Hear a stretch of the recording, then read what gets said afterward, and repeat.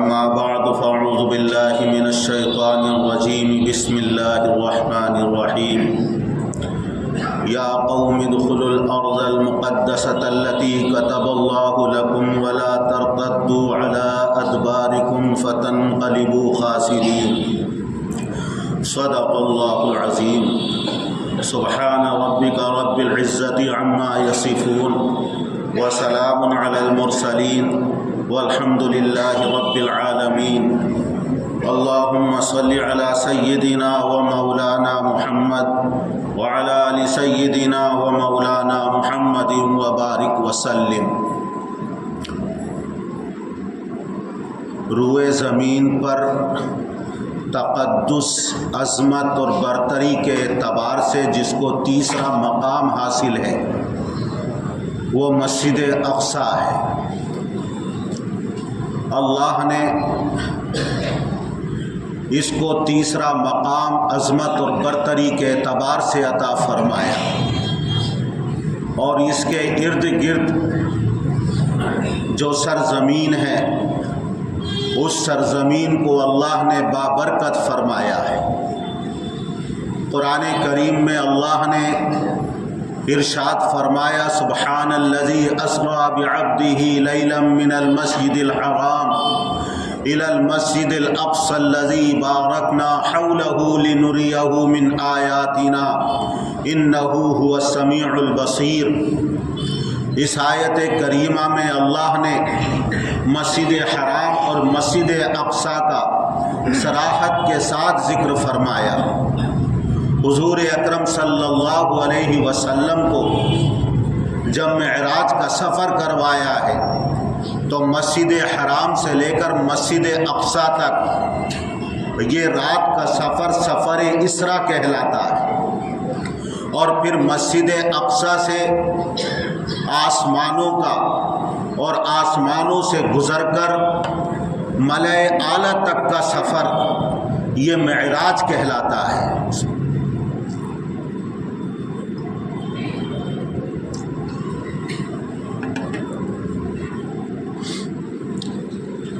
اللہ نے اپنے حبیب صلی اللہ علیہ وسلم کو جب معراج میں ملاقات کے لیے بلایا تو مسجد حرام سے مسجد اقصی تک یہ سفر کروایا، اس کو اسرا کہتے ہیں۔ غرض یہ کہ اس قرآن کریم کی آیت میں مسجد اقصی کا اللہ نے پوری وضاحت اور صراحت کے ساتھ ذکر فرمایا ہے، اور یہ بھی فرمایا کہ بارکنا حولہ، ہم نے اس کے ارد گرد برکتیں رکھی ہیں۔ تو مسجد اقصی جس کے ارد گرد اللہ نے برکتیں رکھی ہوں، جس کے ارد گرد کی زمین کو برکت اور مقدس کہا گیا ہو، اسی سے آپ اندازہ لگا سکتے ہیں کہ اس مسجد اقصی کا کتنا اونچا مقام اللہ کے یہاں ہوگا۔ اللہ نے اس کو حضور اکرم صلی اللہ علیہ وسلم کے سفر معراج سے پہلے ہی سے تقدس عطا فرمایا ہے، اور اس کو عظمت اور برتری عطا فرمائی ہے۔ جس طرح خانہ کعبہ کے ارد گرد مسجد حرام ہے، اسی طرح اللہ نے مسجد اقصی کے ارد گرد کی سرزمین کو بابرکت اور مقدس سرزمین کہا ہے۔ قرآن کریم کی ایک آیت میں اللہ نے اس کو مقدس فرمایا، یا قوم ادخلوا الارض المقدسۃ التی کتب اللہ لکم، اے میری قوم تم اس مقدس سرزمین میں داخل ہو جاؤ۔ اسی طرح حضرت سلیمان علیہ السلام کے لیے اللہ نے ہواؤں کو مسخر کر دیا تھا، خشکی اور تری پر حکومت عطا فرمائی تھی، انسانوں پر اور جنات پر اللہ نے ان کو حکومت عطا فرمائی تھی۔ ہوائیں ان کے تخت کو اپنے دوش پر اور اپنے کندھوں پر اٹھائے ہوئے ان کے حکم کے مطابق جہاں وہ چاہتے تھے لے کر چلتی تھی۔ اسی کا تذکرہ اللہ نے قرآن کریم میں فرمایا، وَلِسُلَيْمَانَ الرِّيحَ عَاصِفَةً تَجْرِي بِأَمْرِهِ إِلَى الْأَرْضِ الَّتِي بَارَكْنَا فِيهَا۔ حضرت سلیمان علیہ السلام کے لیے تیز چلنے والی آندھیوں کی طرح چلنے والی ہواؤں کو مسخر کر دیا تھا، اور وہ ہوائیں حضرت سلیمان علیہ السلام کو ایسی سرزمین کی طرف لے کر چلتی تھیں جس کے اندر اللہ نے برکتیں عطا فرمائی۔ تو اس سرزمین کو جہاں حضرت سلیمان علیہ السلام جلوہ افروز تھے بابرکت فرمایا ہے۔ اسی طرح ایک جگہ اللہ نے فرمایا وَأَوْرَثْنَا الْقَوْمَ الَّذِينَ كَانُوا يُسْتَضْعَفُونَ مَشَارِقَ الْأَرْضِ وَمَغَارِبَهَا الَّتِي بَارَكْنَا فِيهَا، کہ ہم نے اس قوم کو جس کو ضعیف، کمزور اور ذلیل سمجھا جاتا تھا، ہم نے اس کو اس سرزمین کا وارث بنا دیا، اور وہ سرزمین ایسی ہے کہ جہاں ہم نے برکتیں رکھی ہیں۔ غرض یہ کہ قرآن کریم کی متعدد آیتوں میں اس سرزمین کو بابرکت اور مقدس فرمایا گیا، جس سرزمین پر مسجد اقصی تعمیر کی گئی ہے اور آباد ہے۔ یہ بابرکت کیوں سرزمین اللہ نے فرمائی؟ اس لیے کہ یہاں انبیاء کرام کا نزول ہوا۔ اس سرزمین پر فرشتے ہمیشہ اپنے پروں کو پھیلائے ہوئے رہتے ہیں۔ ہزار انبیاء کرام علیہم السلام کو اللہ نے اس سرزمین میں مبعوث فرمایا۔ کتنے انبیاء کرام ہیں کہ ان کی قبریں اس سرزمین کے اندر ہیں اور وہ وہاں آسودہ خواب اور آرام فرما ہیں۔ جس سرزمین پر کوئی ایک بزرگ دفن کر دیا جائے وہ سرزمین لوگوں کا مرجع بن جاتی ہے۔ جہاں اللہ کے مقدس معصوم انبیاء کرام اور ایک دو نہیں ہزاروں کی تعداد میں مدفون ہو تو وہ سرزمین کتنی بابرکت ہوگی۔ اللہ نے اس کو ظاہری برکتوں سے بھی نوازا ہے اور باطنی برکتوں سے بھی نوازا ہے۔ باطنی اور اندرونی برکتیں تو یہی ہیں کہ وہاں حضرت جبرائیل وحی لے کر نازل ہوتے تھے، وہاں فرشتے اپنے پروں کو پھیلائے ہوئے رہتے ہیں، وہاں انبیاء کرام علیہم السلام مدفون ہیں۔ اللہ نے کتنے ہزار انبیاء کرام کو دعوت و تبلیغ کے لیے وہاں مبعوث فرمایا۔ یہ باطنی اور روحانی برکتیں ہیں، اور ظاہری برکتیں یہ ہیں کہ اللہ نے اس علاقے کو سرسبز و شاداب بنایا ہے۔ وہاں زیتون ہے، وہاں انجیر ہے جس کی قرآن مقدس کے اندر اللہ نے قسمیں کھائی ہیں۔ وہاں آب و ہوا بالکل معتدل ہے، ہر اعتبار سے خوشگواری کا وہاں فضا کے اعتبار سے، ہوا کے اعتبار سے ماحول رہتا ہے۔ تو اللہ نے ظاہری اعتبار سے بھی وہاں برکتیں رکھی ہیں اور باطنی اعتبار سے بھی وہاں برکتیں رکھی ہیں۔ تو اللہ تبارک و تعالیٰ نے اسی لیے بارکنا حولہ قرآن کریم کے اندر فرمایا ہے۔ اللہ نے جب حضرت ابراہیم علیہ السلام کو مبعوث فرمایا اور وہ عراق سے ہجرت کر کے یہاں ملک شام اور فلسطین آئے، یہ بات بھی عرض کرتا چلوں، احادیث شریفہ میں ملک شام کی بڑی برکتیں ذکر کی گئی ہیں۔ ملک شام جس کا حدیثوں میں تذکرہ کیا گیا ہے، اس زمانے میں 4 ملکوں کا ایک ملک تھا، جس میں سیریا، فلسطین، اردن اور لبنان، یہ چاروں ملک اس میں شمار کیے جاتے تھے۔ لیکن انقلابات زمانہ ہیں، اس ملک کو شام کو 4 ملکوں میں تقسیم کر دیا گیا۔ ایک کا نام سیریا، دوسرے کا نام فلسطین، تیسرے کا نام اردن اور ایک کا نام، چوتھے کا نام لبنان رکھ دیا گیا۔ جو اللہ کے رسول صلی اللہ علیہ وسلم نے بشارتیں ارشاد فرمائی ہیں، فضیلتیں بیان فرمائی ہیں، وہ ملک شام میں خاص طور سے یہ دمشق کا علاقہ اور فلسطین کا علاقہ ہے کہ جہاں حضور اکرم صلی اللہ علیہ وسلم نے جس کے لیے بشارت ارشاد فرمائی، ورنہ اس زمانے میں یہ تمام ممالک ایک ہی شمار کیے جاتے تھے۔ حضرت ابراہیم علیہ السلام عراق میں مبعوث کیے گئے، وہاں سے ہجرت فرما کر فلسطین اور ملک شام آئے، اور یہاں حضرت ابراہیم علیہ السلام نے اس کو اپنی ہجرت گاہ بنایا۔ اللہ نے ان کو 2 بیٹے عنایت فرمائے، ایک حضرت سارہ سے اور دوسرے حضرت ہاجرہ سے۔ حضرت سارہ سے بڑے بیٹے حضرت اسماعیل علیہ السلام، ان دونوں کو حضرت ہاجرہ اور حضرت اسماعیل، ان دونوں کو اللہ کے حکم سے مکہ مکرمہ میں آباد کر کے واپس یہاں فلسطین آ گئے۔ اور حضرت سارہ سے اللہ نے حضرت اسحاق چھوٹا بیٹا عنایت فرمایا۔ حضرت اسحاق علیہ السلام کی اولاد میں انبیاء بنو اسرائیل مبعوث کیے گئے۔ حضرت اسحاق علیہ السلام کے بیٹے ہیں حضرت یعقوب علیہ السلام، اور حضرت یعقوب علیہ السلام کے بیٹے حضرت یوسف علیہ السلام، اور پھر ان کی نسلوں میں انبیاء کرام ہزاروں کی تعداد میں مبعوث کیے گئے ہیں۔ حضرت یعقوب علیہ السلام کا دوسرا نام ہے اسرائیل، اور یہ اسرائیل یا تو عبرانی یا سریانی لفظ ہے جس کے معنی آتے ہیں عبداللہ، بندہ خدا، اللہ کا بندہ۔ تو حضرت یعقوب علیہ السلام کا لقب یا دوسرا نام اسرائیل ہے۔ ان کی جتنی اولاد ہے ان کو بنو اسرائیل کہتے ہیں۔ بنو اور ابن کے معنی آتے ہیں اولاد کے۔ بنو اسرائیل کا مطلب ہے حضرت یعقوب علیہ السلام کی اولاد۔ اب یہ جو لفظ عام ہوا اسرائیلی یا بنو اسرائیل، یہ سب حضرت یعقوب علیہ السلام کی اولاد میں اپنے آپ کے ہونے کا دعویٰ کرتے ہیں۔ اسی طرح یہودی، حضرت یعقوب علیہ السلام کے 12 بیٹے تھے، 2 بیٹے حضرت یوسف علیہ السلام اور بنیامین، یہ دونوں ایک بیوی سے تھے، اور باقی بیٹے دوسری بیویوں سے تھے۔ ان میں سے ایک بیٹا یہودا تھا، اسی کی طرف نسبت کرتے ہوئے یہودی اپنے آپ کو یہودی کہتے ہیں، اور اس وجہ سے بھی یہودی ایک ہے بنو اسرائیل اور ایک ہے یہودی۔ بنو اسرائیل اس کو کہیں گے جو حضرت یعقوب علیہ السلام کی اولاد میں عورت کے پیٹ سے پیدا ہوا ہو، یعنی ایسی عورت سے پیدا ہوا ہو جس کا سلسلہ نسب حضرت یعقوب علیہ السلام سے جا کر ملتا ہے۔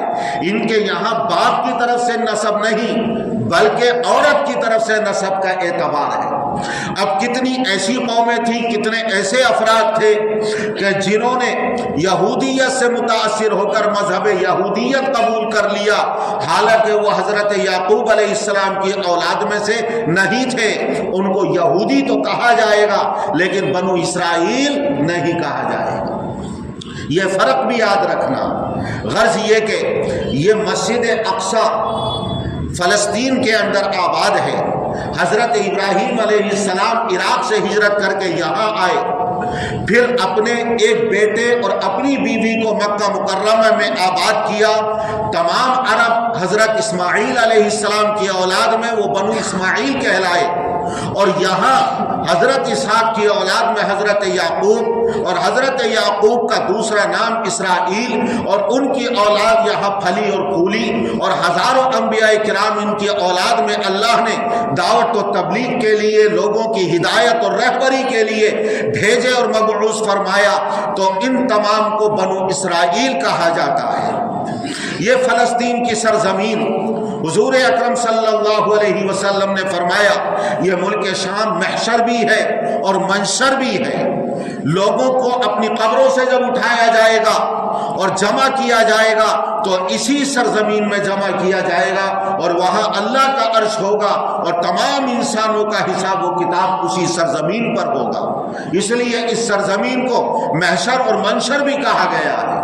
یہ فلسطین کی سرزمین ایسی مقدس اور بابرکت سرزمین ہے کہ یہاں دجال داخل نہیں ہوگا، جس طرح مکہ مکرمہ میں داخل نہیں ہوگا، مدینہ منورہ میں داخل نہیں ہوگا، اسی طرح طور میں داخل نہیں ہوگا، کوہ طور پر، اسی طرح فلسطین کے اندر بھی اور مسجد اقصی اور بیت المقدس میں بھی داخل نہیں ہوگا۔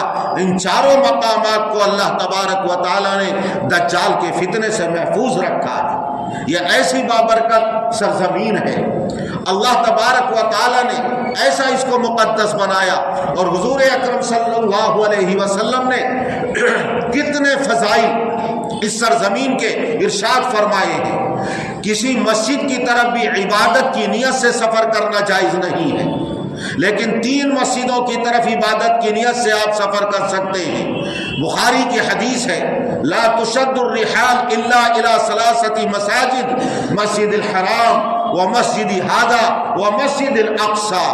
مسجد حرام عبادت کی نیت سے سفر کیا جائے گا، مسجد نبوی کی طرف عبادت کی نیت سے سفر کیا جائے گا، اور مسجد اقصی۔ مسجد حرام میں 1 نماز کا ثواب 1 لاکھ نمازوں کے برابر، اور مسجد نبوی میں ایک روایت کے مطابق 1 نماز کا ثواب 1000 نمازوں کے برابر، اور دوسری روایت کے مطابق 50,000 نمازوں کے برابر ثواب ملتا ہے۔ اور مسجد اقصی میں بھی متعدد روایتیں ہیں۔ ایک حدیث میں آپ نے فرمایا کہ 50,000 نمازوں کے برابر 1 نماز کا ثواب ملتا ہے، اور ایک حدیث میں فرمایا کہ میری مسجد نبوی میں 1 نماز پر جتنا ثواب ملتا ہے مسجد اقصی میں اس کا ثواب 1/4 حصے کے برابر ملتا ہے۔ وہاں آپ 1 نماز پڑھو گے اور مسجد نبوی میں پڑھو گے تو مسجد اقصی کے مقابلے میں مسجد نبوی میں 4 گنا زیادہ ثواب ملے گا۔ تو اگر 1000 والی روایتوں کو لیا جائے تو اس کے مطابق مسجد اقصی میں جو 1 نماز پڑھتا ہے 250 نمازوں کے برابر ثواب ملے گا۔ حضرت سلیمان علیہ السلام نے جب مسجد اقصی کو تجدید کی تھی، اثر نو تعمیر کی تھی، اور قیمتی پتھروں سے، سونے سے، چاندی سے، زمرد سے، یاقوت سے اس کو تعمیر کروایا تھا، جدید تعمیر کروائی تھی، اللہ نے ان کے قبضے میں جنات دے دیے تھے، وہ قیمتی پتھر لاتے تھے، سمندر کی گہرائیوں سے قیمتی موتی نکال کر لاتے تھے، اور تمام مسجد اقصی کو مزین اور آراستہ کیا گیا تھا۔ حضرت سلیمان علیہ السلام نے اس وقت دعا مانگی تھی، اے اللہ میں جو فیصلہ کروں میرا فیصلہ ایسا ہو جو تیرے فیصلے اور تیری مرضی کے مطابق ہو، لہذا یہ دعا قبول ہوئی۔ دوسری دعا یہ مانگی کہ اللہ مجھے ایسی سلطنت اور بادشاہت عطا فرما کہ میرے بعد کسی کو بھی ایسی سلطنت اور بادشاہت نہ عطا کی جائے۔ دونوں دعائیں قبول ہوئیں۔ اور تیسری دعا یہ مانگی تھی کہ اے اللہ جو اس مسجد میں نماز ادا کر لے اس کی مغفرت کر دی جائے۔ جب 2 دعائیں قبول ہو گئیں، یقین ہے اس جلیل القدر نبی کی تیسری دعا بھی قبول ہوئی ہوگی۔ یہ اس مسجد میں نماز پڑھنے کی فضیلت ہے جو میرے آقا نے ارشاد فرمائی ہے۔ اس کے علاوہ بھی بہت سارے فضائل احادیث شریفہ میں بیان کیے گئے ہیں۔ ایک صحابی نے غالباً ابو ذر غفاری رضی اللہ عنہ نے دریافت کیا، اے اللہ کے رسول سب سے پہلے کون سی مسجد تعمیر کی گئی، کون سا گھر تعمیر کیا گیا؟ آپ نے فرمایا خانہ خدا بیت اللہ، اس کے بعد مسجد اقصی۔ پوچھا گیا کتنا فاصلہ ہے دونوں کے درمیان؟ آپ نے فرمایا 40 سال کا فاصلہ۔ اس سے یہ پتہ چلا کہ اس روئے زمین پر خانہ کعبہ کی تعمیر کرنے کے بعد سب سے پہلا اللہ کا گھر اور سب سے پہلے تعمیر فلسطین میں مسجد اقصی کی گئی ہے۔ اب یہ کس نے کی ہے؟ یا تو جس طرح حضرت آدم نے سب سے پہلے بیت اللہ کی بنیاد رکھی، 40 سال کے بعد انہی نے یا انہی کی اولاد میں سے کسی نے مسجد اقصی کی بنیاد رکھی ہوگی، یا حضرت ابراہیم علیہ السلام نے جب خانہ کعبہ کو اس کی بنیادوں پر تعمیر فرمایا تو ممکن ہے انہی نے 40 سال کے بعد مسجد اقصی کو تعمیر کیا، یا حضرت یعقوب علیہ السلام نے جب مسجد اقصی کی تعمیر کی ہو تو 40 سال کے بعد جدید تعمیر نو حضرت سلیمان علیہ السلام نے کی ہو۔ یہ محدثین اور مفسرین نے مختلف اقوال بیان کیے ہیں، لیکن ہمارے آقا نے جو فرما دیا بیت اللہ کے 40 سال کے بعد مسجد اقصی کی تعمیر کی گئی اور وہاں نمازوں کا یہ ثواب رکھا۔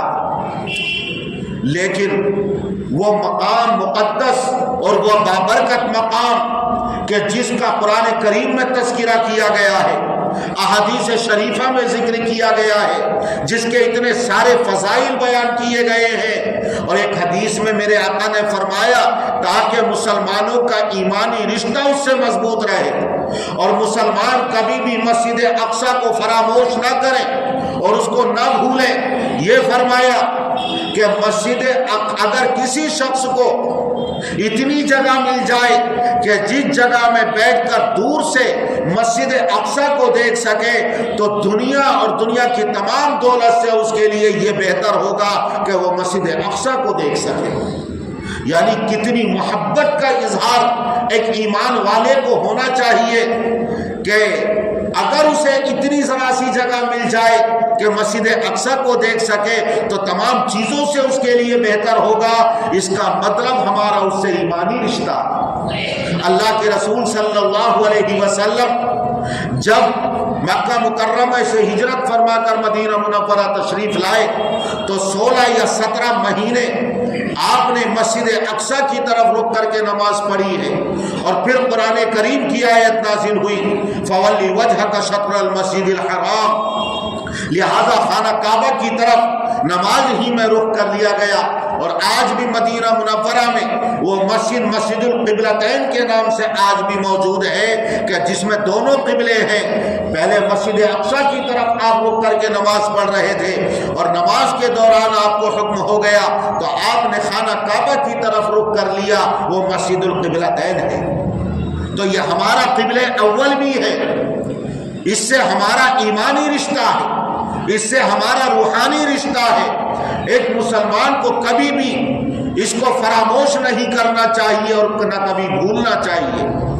مسجد اقصی کا مسئلہ کوئی سیاسی نہیں ہے، مسجد اقصی کا مسئلہ یہ ایمانی ہے اور ہمارا مذہبی ہے۔ یہ الگ بات ہے کہ مسلمانوں کے علاوہ دوسری 2 قومیں بھی مسجد اقصی پر اپنا حق ہونے کا دعویٰ کرتی ہیں۔ یہودی کہتے ہیں کہ ہمارا اس کے اوپر حق ہے، اور عیسائی کہتے ہیں کہ ہمارا اس کے اوپر حق ہے۔ یہودی اس لیے کہتے ہیں کہ یہ حضرت یعقوب علیہ السلام کا وطن تھا، حضرت ابراہیم علیہ السلام نے ہجرت کی تھی، حضرت داؤد علیہ السلام نے وہیں جو یہ بیت المقدس، یروشلم، ایلیا، یہ متعدد اس کے نام ہیں، 2 پہاڑوں کے بیچ میں ہیں۔ ان میں سے ایک پہاڑ ہے سیہون، اس پہاڑ پر حضرت داؤد علیہ السلام نے اپنا محل تعمیر کیا تھا، اور بنو اسرائیل اور یہودیوں کے منتشر قبائل کی شیرازہ بندی کی تھی، اور ایک نئی حکومت کی بنیاد ڈالی تھی کہ اس سے پہلے بنو اسرائیل اور یہودیوں نے کبھی ایسی حکومت کا خواب بھی نہیں دیکھا تھا۔ اور ان کے بعد حضرت سلیمان علیہ السلام کو اللہ نے حکومت عطا فرمائی، اور ایسی حکومت عطا فرمائی کہ نہ آج تک اور نہ قیامت تک کسی کو ایسی بادشاہت اور حکومت عطا نہ کی گئی ہے اور نہ کی جائے گی۔ اس لیے وہ کہتے ہیں کہ حضرت سلیمان علیہ السلام نے جو ہیکل تعمیر کیا تھا، ہیکل سلیمانی، آج اس کی صرف ایک یادگار اور اس کے باقیات میں سے دیوار گریا باقی رہ گیا ہے۔ گریا کے معنی آتے ہیں رونا، اس دیوار کو دیوار گریا، دیوار بکا کہتے ہیں یہودی لوگ۔ اور آپ نے ویڈیوز میں دیکھا ہوگا کہ یہودی ٹوپی پہن کر، کیپ لگا کر، کچھ ہاتھ میں نسخے اور اوراق یا کتاب لے کر اس دیوار کے پاس آ کر اور ہل ہل کر کچھ پڑھتے ہیں اور وہاں گریا کرتے ہیں اور نوحہ خوانی کرتے ہیں۔ وہ یاد کرتے ہیں حضرت سلیمان علیہ السلام کے دور کو، اپنی تباہی اور بربادی کو، اور اللہ نے جو ان کے اوپر ذلت اور مسکنت کو مسلط کر دیا، اور بار بار اللہ کے عذاب کا ان کے اوپر کوڑا برسا، پوری دنیا میں ان کو کہیں قرار نہ ملا، وہ بھاگے پھرے، ہر جگہ ذلت اور رسوائی ان کا سامنا کر رہی تھی، کیونکہ انہوں نے عدم پر اللہ کے حکم کی نافرمانی کی تھی اور انبیاء کرام علیہ السلام کو بے پناہ تکلیفیں پہنچائی تھی۔ اس لیے اس دیوار کے پاس آ کر اپنے اسی عہد کو، دور حکومت کو یاد کر کے روتے ہیں، اپنی بربادی کو یاد کر کے روتے ہیں، جبکہ حقیقت یہ ہے کہ یہ دیوار گریا نہیں بلکہ حائط البراق ہے۔ حضور اللہ تبارک و تعالی نے جب حضور اکرم صلی اللہ علیہ وسلم کو معراج کے سفر پر بلایا تو جو براق سواری کے لیے بھیجا گیا تھا، عام مسجد حرام سے اس پر سوار ہو کر سب سے پہلے عام مسجد اقصی آئے، اور یہاں حضرت جبرائیل علیہ السلام نے اسی دیوار کو کریدا جس کے اوپر دھول اور مٹی اٹکائی تھی، اور وہاں آپ کی سواری براق کو باندھا گیا، اور یہ بتایا گیا کہ جتنے انبیاء کرام یہاں مبعوث ہوئے تمام انبیاء کرام اپنی سواری کو اسی کندے سے، اسی کڑے سے باندھا کرتے تھے۔ لہذا یہ حائط البراق یعنی وہ دیوار ہے جس دیوار میں وہ کڑا لگا ہوا ہے جس سے براق کو باندھا گیا تھا۔ ہمارا اس سے یہ ایمانی اور اسلامی اور یہ میرے آقا کی یادگار کا رشتہ ہے، اس کو بدل کر دیوار گریا اور دیوار بکا نام رکھ دیا گیا، اور ہیکل سلیمانی ہونے کی، بزہلک سلیمانی کی یادگار ہونے کا دعویٰ کر کے آج اس مسجد اقصی کو مسمار اور شہید کرنے کی تمام کوششیں کی جا رہی ہیں، اور وہاں رہنے والے مسلمانوں کا بے دریغ خون بہایا جا رہا ہے۔ اللہ نے حضرت حضور اکرم صلی اللہ علیہ وسلم کو معراج کے سفر پر بلا کر جو مسجد اقصی میں تمام انبیاء کرام علیہ السلام کی امامت کروائی ہے، اس لیے امامت کروائی ہے کہ اب اس دنیا میں مسجد حرام سے لے کر مسجد اقصی تک اور اس کے علاوہ تمام انبیاء کرام کی جتنی بھی یادگاریں ہیں اس پر صرف میرے آقا کا اور میرے آقا کے ماننے والوں کا اور میرے آقا پر ایمان لانے والوں کا ہی حق ہے۔ اس کے اندر یہ نقطہ بیان کیا گیا ہے، اس لیے تمام انبیاء کرام آپ کے پیچھے کھڑے تھے اور آپ امام بن کر ان کی امامت کے حق ادا کر رہے تھے۔ اس کا مطلب تمام قومیں جس طرح تمام انبیاء میرے آقا کے مقتدی بنے ہیں، پیروکار بنے ہیں، اسی طرح آپ کے بعد آپ کی امت کی تمام امتیں اور تمام قومیں پیروکار بنیں گی، اور وہاں امامت کا حق کسی اور کو نہیں، جبکہ حضرت آدم علیہ السلام سے لے کر حضرت نوح اور حضرت نوح علیہ السلام سے لے کر حضرت ابراہیم اور حضرت ابراہیم علیہ السلام سے لے کر حضرت موسیٰ اور عیسیٰ علیہ السلام تک تمام انبیاء کرام موجود تھے، جبکہ حضرت آدم تمام انسانوں کے باپ، سب سے پہلے نبی، حضرت ابراہیم ابو الانبیاء، لیکن امامت کا حق صرف میرے آقا کو ملا ہے، یہی بتانے کے لیے کہ جس طرح مسجد حرام میں آقا نے امامت کی، مسجد نبوی میں آقا نے امامت کی، اور آپ کے بعد آپ کی امت وہاں امامت کے حقوق ادا کر رہی ہے، اور اسی طرح مسجد اقصی میں آپ نے امامت کی ہے، آپ کے بعد اس کے اوپر آپ کی امت ہی کا حق ہوگا، کسی اور کا حق نہیں ہوگا۔ اور وجہ اس کی یہ ہے کہ تمام انبیاء کرام علیہ السلام دین اسلام لے کر آئے تھے۔ یہودیت بعد کا تحریف کردہ اور مسخ شدہ ایک یہودیوں کا نیا مذہب ہے، جس کا اس مذہب سے کوئی تعلق نہیں ہے جو اللہ تبارک و تعالی نے حضرت موسیٰ علیہ السلام کو عطا فرمایا تھا، جو دین حضرت ابراہیم علیہ السلام کو عطا فرمایا تھا۔ اسی طرح عیسائی بھی اپنا حق ہونے کا دعویٰ کرتے ہیں، کیونکہ یہی وہ مقام ہے کہ جہاں حضرت عیسیٰ علیہ السلام اللہ کی قدرت کے نتیجے میں بغیر باپ کے حضرت مریم علیہ السلام سے پیدا ہوئے، یہاں ان کے مولد ہونے کا شرف حاصل ہے۔ یہی دعوت و تبلیغ کا انہوں نے اپنا محور اور میدان بنایا، اور یہی ان کو آسمانوں پر اٹھایا گیا، اور عیسائی یہ عقیدہ رکھتے ہیں کہ یہی حضرت عیسیٰ علیہ السلام کو سولی پر چڑھانے کے بعد دفن کیا گیا ہے، اور ان کی قبر یہی موجود ہے، جبکہ مسلمانوں کا یہ عقیدہ نہیں ہے۔ اللہ نے زندہ ان کو آسمانوں پر اٹھا لیا تھا، تو حضرت عیسیٰ علیہ السلام کا مولد جائے پیدائش وہاں ہے۔ حضرت عیسیٰ علیہ السلام کی ان کے عقیدے کے مطابق قبر یہاں ہے، اس لیے عیسائی بھی یہاں اپنے حق کے دعوے دار ہیں۔ لیکن میں نے دلیلوں کی روشنی میں بتا دیا، اور ایک اگر جغرافیائی اعتبار سے اور تاریخی اعتبار سے دیکھو گے تو اس مقام پر صرف عربوں کا حق ہے اور مسلمانوں کا حق ہے۔ وہ یہ کہ عراق سے حضرت ابراہیم علیہ السلام جب ہجرت کر کے گئے ہیں اور مختلف علاقوں سے گزرتے ہوئے دعوت و تبلیغ کرتے ہوئے اللہ کے احکام کو پہنچاتے ہوئے جب فلسطین اور ملک شام پہنچے ہیں، تو ان کے پہنچنے سے پہلے بہت زمانہ پہلے عرب کے قبائل یہاں آ کر آباد ہو گئے تھے۔ کنعان ایک قبیلہ تھا جو حضرت ابراہیم علیہ السلام سے پہلے یہاں آباد تھا، اور اس لیے اس ارض فلسطین کو ارض کنعان بھی کہا جاتا ہے۔ آپ تاریخ میں جب پڑھو گے تو کنعان کا تذکرہ ملے گا حضرت یوسف اور حضرت یعقوب علیہ السلام کے قصے میں، اس لیے کہ اس سے پہلے اس کو ارض کنعان انہی عرب کے قبیلوں کے نام پر اس کا نام رکھا گیا تھا۔ عرب کا قبیلہ ایک یبوسی یہاں آ کر آباد ہو گیا تھا، اس کے علاوہ دوسرے قبیلے بھی یہاں آ کر آباد ہو گئے تھے۔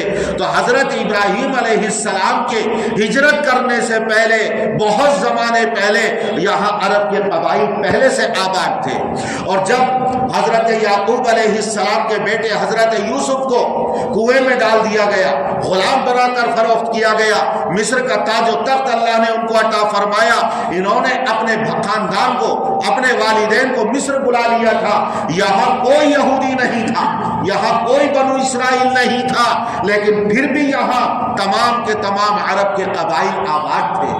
تو ان کے آنے سے پہلے بھی عرب کے لوگ موجود، اور جب حضرت یعقوب اپنے خاندان کے ساتھ مصر چلے گئے اور سینکڑوں برس تک وہاں رہے، اور حضرت یوسف علیہ السلام کا تابناک دور حکومت وہاں رہا، اور اس کے بعد بھی تقریباً 400 سالہ ان کا وہاں دور حکومت رہا ہے، جبکہ یہاں فلسطین میں حضرت یعقوب علیہ السلام کی اولاد میں سے کوئی موجود نہیں تھا، یہاں پھر بھی عرب کے لوگ موجود تھے۔ اس سے پتہ چلتا ہے کہ فلسطین کی سرزمین پر اگر تاریخی اعتبار سے دیکھو گے تو عربوں کا ہی حق ہے، وہی دیکھ بھال کرتے تھے، اور اسلامی اور دینی اعتبار سے دیکھو گے دلائل کی روشنی میں تو تب بھی ہمارا اس کے اوپر حق ہے۔ ناجائز طور پر آج یہودی اس کے اوپر قبضہ کرنے کی کوشش کر رہے ہیں۔ اللہ تبارک و تعالیٰ نے ان یہودیوں کو کتنا اکرام دیا تھا، کتنی عظمت عطا فرمائی تھی، کیسی کیسی نعمتوں سے ان کو مالا مال فرمایا تھا۔ قرآن کریم میں اللہ نے ذکر فرمایا، یا بنی اسرائیل اذکروا نعمتی التی انعمت علیکم وانی فضلتکم علی العالمین۔ اے بنو اسرائیل، یعقوب علیہ السلام کی اولاد، میری نعمتوں کو تم یاد کرو، میں نے تمہیں کیسی کیسی نعمتوں سے نوازا، تمہارے درمیان انبیاء کرام مبعوث فرمائے، تمہیں نبیوں کی اولاد بنایا، تمہیں اپنا محبوب بنایا، ہر طرح کی نعمتوں سے تمہیں نوازا۔ تمام تمہارے زمانے میں جتنی قومیں اور جتنے لوگ آباد تھے، تمام پر تمہیں میں نے فضیلت اور برتری عطا فرمائی تھی۔ جس طرح آج امت محمدیہ کو دنیا کی تمام قوموں پر اللہ نے فضیلت اور برتری عطا فرمائی ہے، میرے آقا جس طرح سید الانبیاء والمرسلین ہیں، تمام انبیاء اور نبی اور رسولوں کے سردار، اسی طرح یہ امت تمام امتوں کی سردار ہے۔ لیکن اس زمانے میں یہودی اور بنو اسرائیل کو اللہ نے تمام قوموں پر فضیلت اور برتری عطا فرمائی تھی۔ کتنی برگزیدگی! یہ اس وقت تک تھا جب تک یہ اللہ کے احکام کو مانتے تھے، نبی کی تعلیمات پر عمل کرتے تھے، لیکن جب انہوں نے روگردانی کی اور اللہ کے احکام کو پامال کیا، انبیاء کرام کے تعلیمات سے انہوں نے سرکشی کی، تو پھر اللہ تبارک و تعالیٰ کے عذاب کا ان کے اوپر کوڑا برسا۔ قرآن کریم میں اللہ نے فرمایا، ضربت علیہم الذلۃ والمسکنۃ وباءوا بغضب من اللہ۔ اللہ نے ان کے لیے، ان کے اوپر ذلت اور مسکنت کو مسلط کر دیا، اللہ کا غضب ان کے اوپر نازل ہوا۔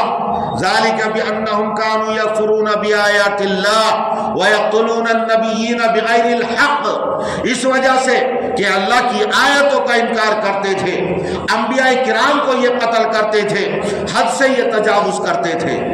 لعن الذین کفروا من بنی اسرائیل علی لسان داؤد وعیسی ابن مریم، اللہ نے ان کے اوپر لعنت فرمائی ہے حضرت داؤد علیہ السلام کی زبانی اور حضرت عیسیٰ علیہ السلام کی زبانی۔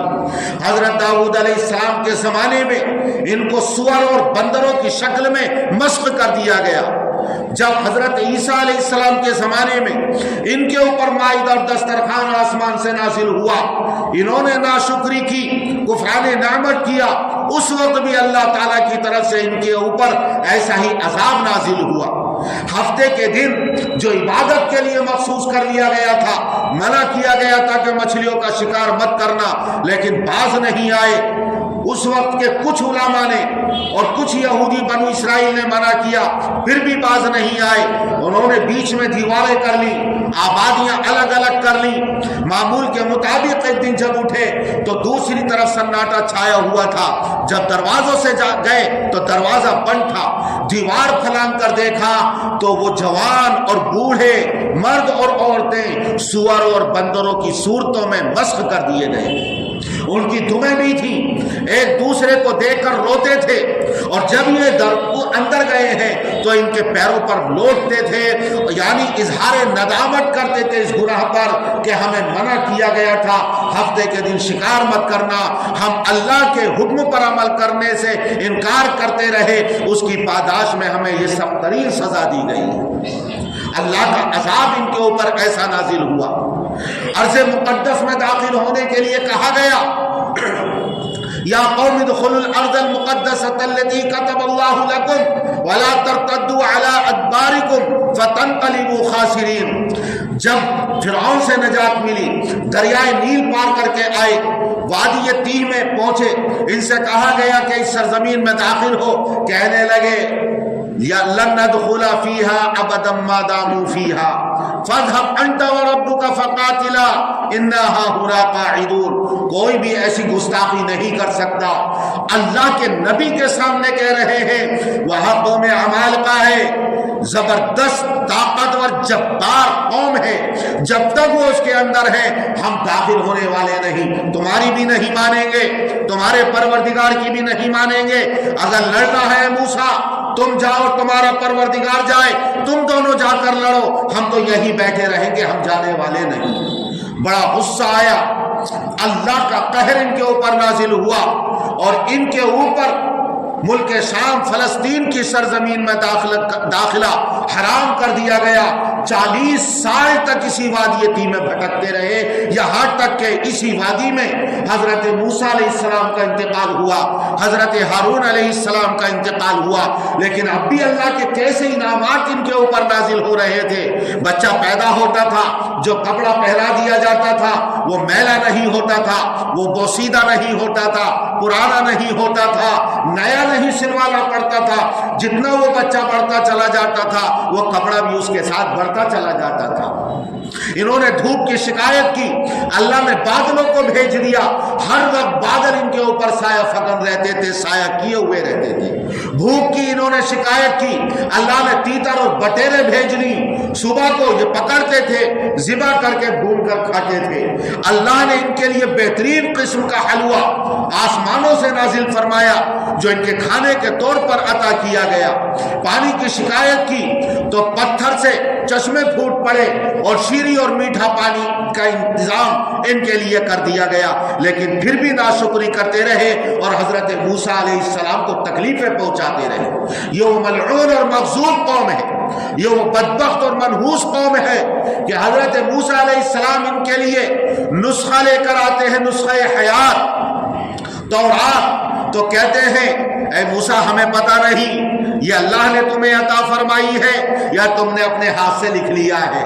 حضرت موسیٰ علیہ السلام کو طور پر لے گئے اور پھر اللہ کا کلام ان کو سنوایا، کہنے لگے تھے لن نؤمن لک حتی نری اللہ جہرا۔ اے موسیٰ یہ کون بول رہا ہے ہمیں پتہ نہیں، کیا پتہ اللہ کی آواز ہے یا کوئی اور بول رہا ہے۔ اللہ نے ایک زلزلہ اور کڑک بجلی کی کڑک ان کے اوپر بھیجی کہ وہی تمام کے تمام سردار 70 کی تعداد میں تھے، موت کی نیند سلا دیے گئے۔ موسیٰ علیہ السلام دعا کرنے لگے اے میرے پروردگار اگر تجھے موت دینی تھی تو پہلے ہی موت دے سکتا تھا۔ اب قوم یہ مجھ سے کہے گی کہ موسیٰ ہمارے منتخب چنے ہوئے سرداروں کو لے جا کر تم نے قتل کروا لیا، ہلاک کر دیا، اے اللہ ان کو زندہ کر دے۔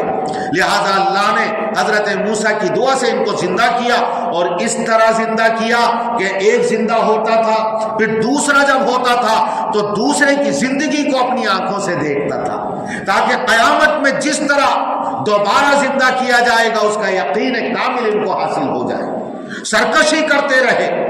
حضرت موسیٰ علیہ السلام ادھر آئے اور ادھر کہتے ہیں سامری نے ایک بچڑا بنا دیا اور کہا یہ تمہارا معبود ہے. دریائے نیل سے ابھی پار ہوئے تھے, عظیم الشان معجزہ دیکھا تھا. کہتے ہیں ہمارے لیے بھی ایسا ہی معبود بنوا دیجئے جیسا اس قوم کے لیے یہ بچڑا ہے جس کی یہ پرستش کر رہے ہیں. الامان والحفیظ قدم قدم پر نافرمانی کرتے رہے, قدم قدم پر حکم دولی کرتے رہے, حضرت موسیٰ اور ہارون کو تکلیفیں پہنچاتے رہے, اور اسی پر بس نہیں بلکہ انہوں نے انبیاء کرام تک کو شہید کر ڈالا. حضرت زکریا علیہ السلام کا خون بہایا, حضرت یحییٰ علیہ السلام کو شہید کیا انہوں نے. قرآن کریم میں اللہ نے فرمایا وَقَضَيْنَا إِلَىٰ بَنِي إِسْرَائِيلَ فِي الْكِتَابِ لَتُفْسِدُنَّ فِي الْأَرْضِ مَرَّتَيْنِ وَلَتَعْلُنَّ عُلُوًّا كَبِيرًا. توریت میں ہم نے یہ فیصلہ لکھ دیا تھا تم زمین میں فساد برپا کرو گے, تکبر کرو گے, سرکشی کرو گے 2 مرتبہ, اور اس کے نتیجے میں اللہ تمہارے اوپر ایسی سخت جنگجو, طاقتور, ظالم, بے رحم قوم کو مسلط کرے گا جو تمہارے گھروں میں گھس کر تمہیں تہہ تیپ کرے گی, تمہارا خون بہائے گی. لہذا ایسا ہی ہوا.